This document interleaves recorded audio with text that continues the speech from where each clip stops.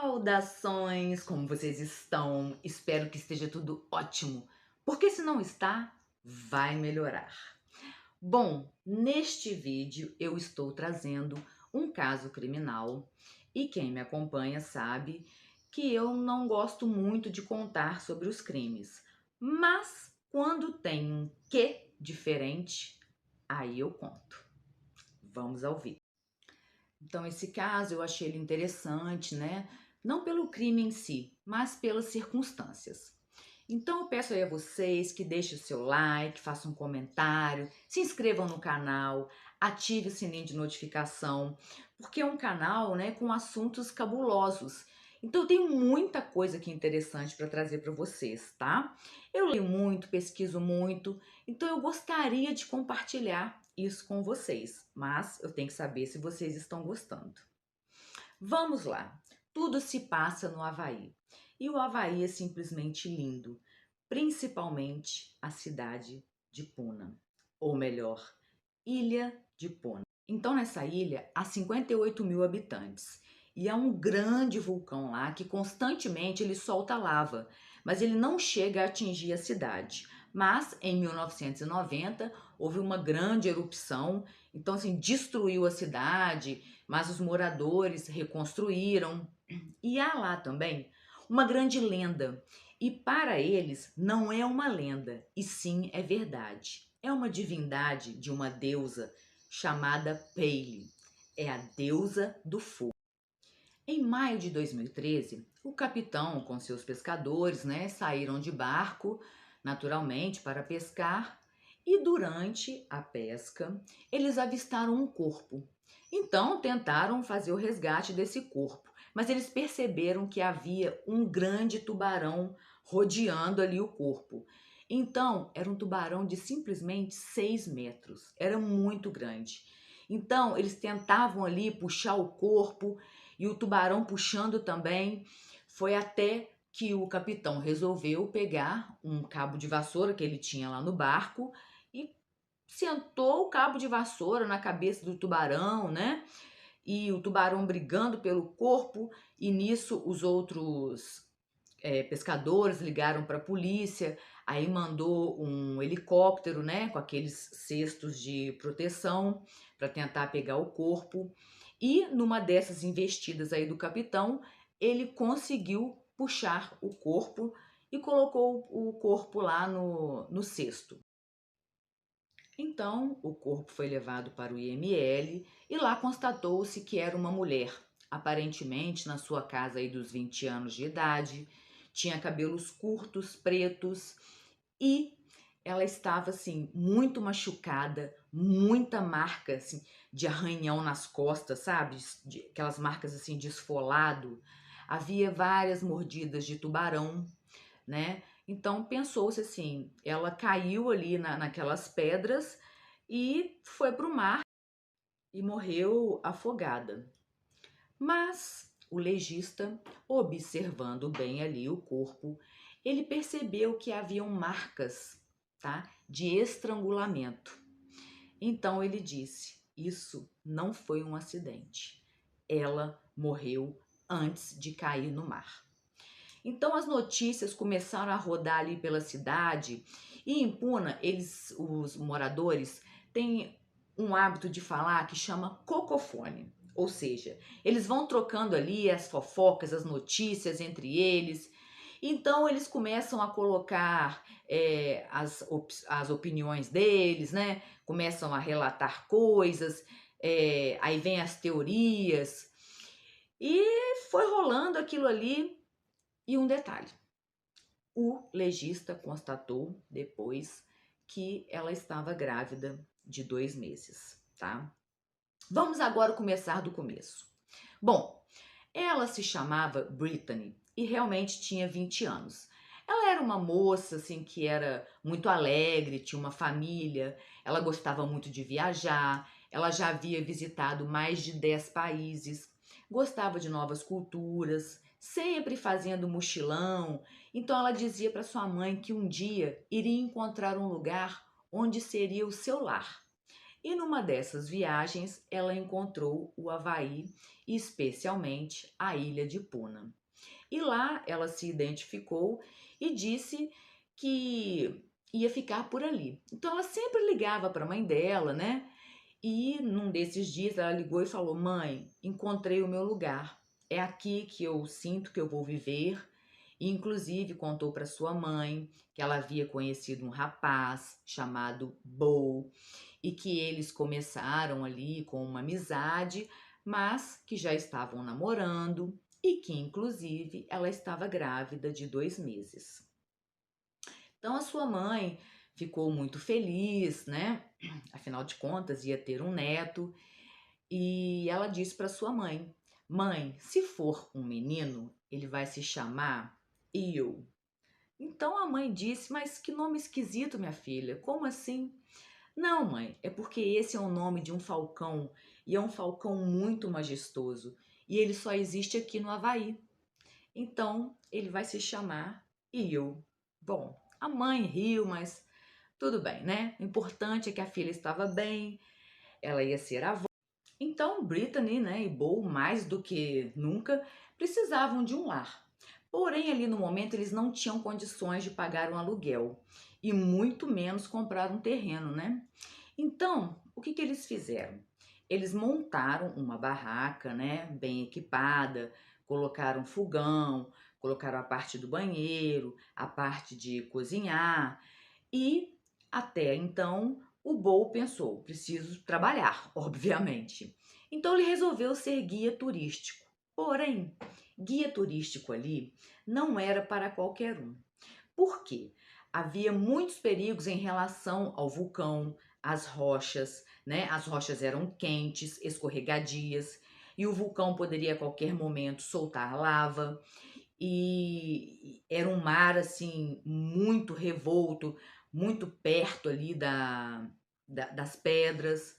Então tinha que ser pessoas experientes. Mas o Bo se aventurou nessa e ali ele foi fazendo o serviço de guia. Mas havia um chefão dos guias e ele não gostou nada da ideia, mesmo porque, primeiro, que Bo estava tirando o emprego dos moradores da ilha. E, segundo ele não era um mínimo capacitado para ser um guia. Precisava de ser uma pessoa que tinha conhecimento, que já morava há muito tempo no local, que conhecia tudo muito bem ali, porque isso seria um perigo, né, para os turistas. Já pensou? Morre uma pessoa lá e por quê? Ah, porque o guia não tinha experiência. Isso aí ia acabar com a cidade, ia acabar com a reputação da cidade.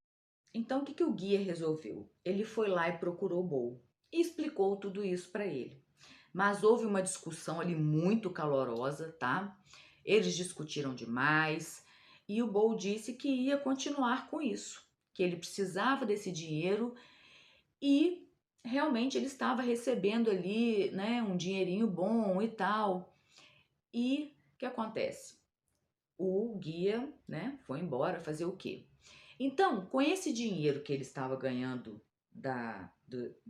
de guia turístico e uma reserva que a Brittany tinha feito, eles tinham um dinheirinho para comprar um terreno. Então já tinham visto esse terreno, né? Estavam lá em negociação. Então chegou um dia em quem estava mexendo com essa negociação do terreno era a irmã de Bo. Então ela ligou para eles e falou: Olha, vocês têm que vir aqui e assinar a papelada toda, porque já está negociando, já está quase fechando a questão do terreno. E ela não conseguiu encontrar ninguém. Ela foi até lá na barraca, mas eles não estavam. Então ela pensou: bom, eles devem ter viajado para Califórnia, né? Onde mora a família da Brittany. E nisso ela ligou lá para a mãe da Brittany e a mãe dela falou: não, ela não está aqui.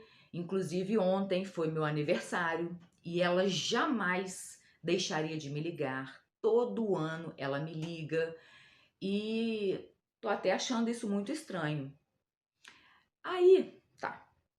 Então a polícia foi acionada, né, pela irmã do Bo e já tinha um corpo. né, que não era identificado. Então a irmã do Bo levou essa situação até a polícia e a polícia foi lá até a barraca, né, até o acampamento deles. Quando chegou lá, deu para perceber que eles saíram às pressas. Por quê? A mochila da Brittany, celular, documento estava lá. A carteira do Bo também estava lá. E havia-se indícios de que eles estavam começando a cozinhar e parou. Então a polícia logo pensou, eles devem ter sido arrastados daqui e aquele corpo que foi encontrado, alguém arrastou, né, pelas rochas e jogou no mar, mas cadê o Bo? E aí começou aquela busca incansável, chamaram até reforços, né? E tinha muito helicóptero, muitas pessoas ajudando ali, adentrando na mata, nas rochas, em busca deles. Mas nada aconteceu. E nisso a mãe da Brittany ficou ali hospedada até que acontecesse, né, alguma notícia. E até então os moradores, né, ligavam para a polícia falando, olha, eu vi esse cara no bar tal, a polícia ia, eu vi esse cara na praia, mas nada. Tudo, infelizmente, notícias falsas. Então, diante dessa situação, né, desse burburinho todo na cidade, aquele guia turístico que havia discutido com o Bo, ele pensou, bom, vão logo suspeitar de mim e eu já vou me antecipar e vou até a polícia. Então ele foi lá até a polícia, explicou a situação, disse que realmente foi uma discussão muito calorosa, mas que cada um foi para o seu canto e que ele sequer encostou um dedo em Bo e Bo também nem fez nada com ele. Foi apenas uma discussão. E a polícia resolveu passar ele no teste de polígrafo, né? Então, assim, deu negativo, ele foi liberado até que avançasse aí as investigações. Aí surge o Ed, que era um amigo de Bo. E diante das notícias, né, ele pegou e falou: bom, o que será que está acontecendo? Vou ligar para o Bo. Ligou para o Bo atendeu e falou: ah, não, isso daí não é o corpo da Brittany, não. A Brittany está aqui do meu lado, nós estamos viajando pelo Havaí, estamos conhecendo novos lugares, nós estamos super bem, não fique preocupado, deixa para lá, deixa as notícias rolarem. O importante é que você é meu amigo e sabe que nós estamos bem. O Ed, né, ele acreditou no amigo, ele foi até a polícia, explicou tudo, mas naturalmente que a polícia não engoliu isso.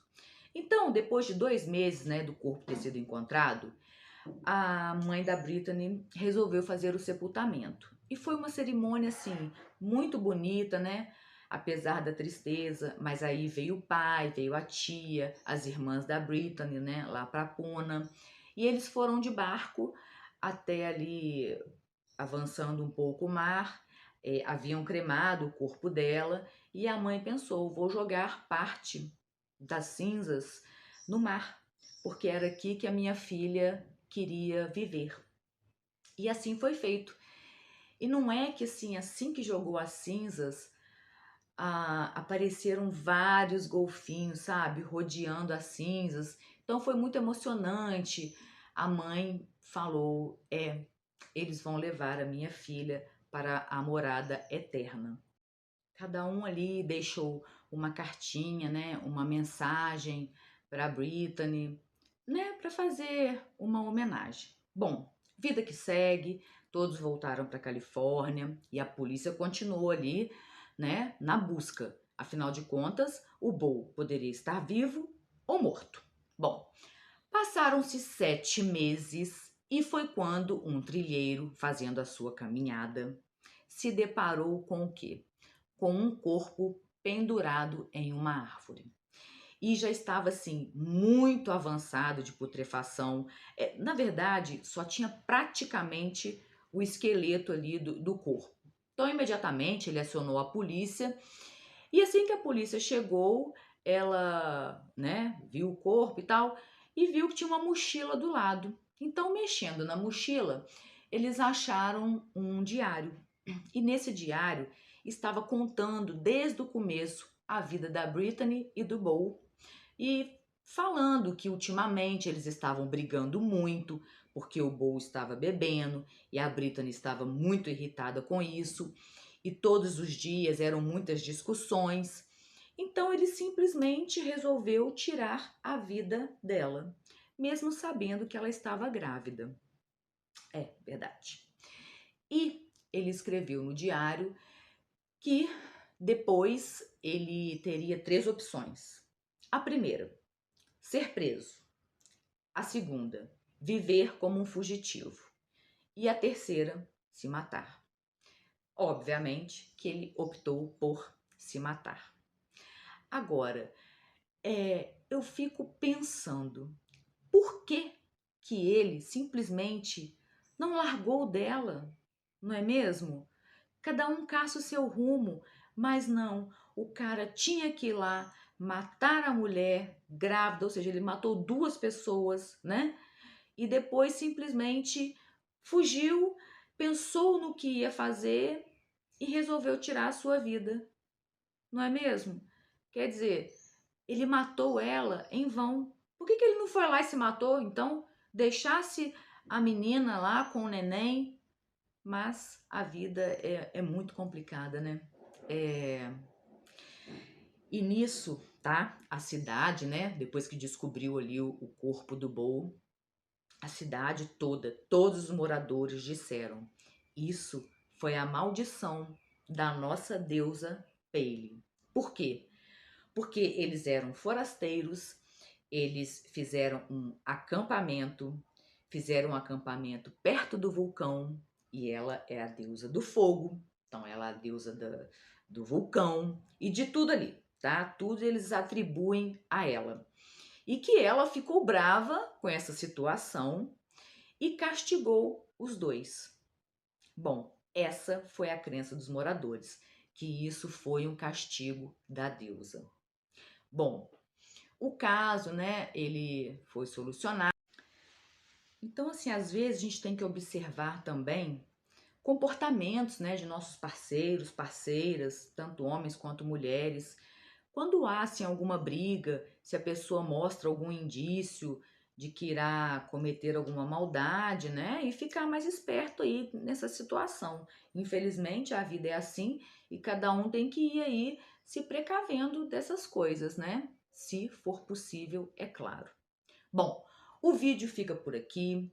Espero que vocês tenham gostado, né? Não do crime em si, mas das circunstâncias, de como eu contei. E o que eu desejo a vocês, é claro, que fiquem na paz.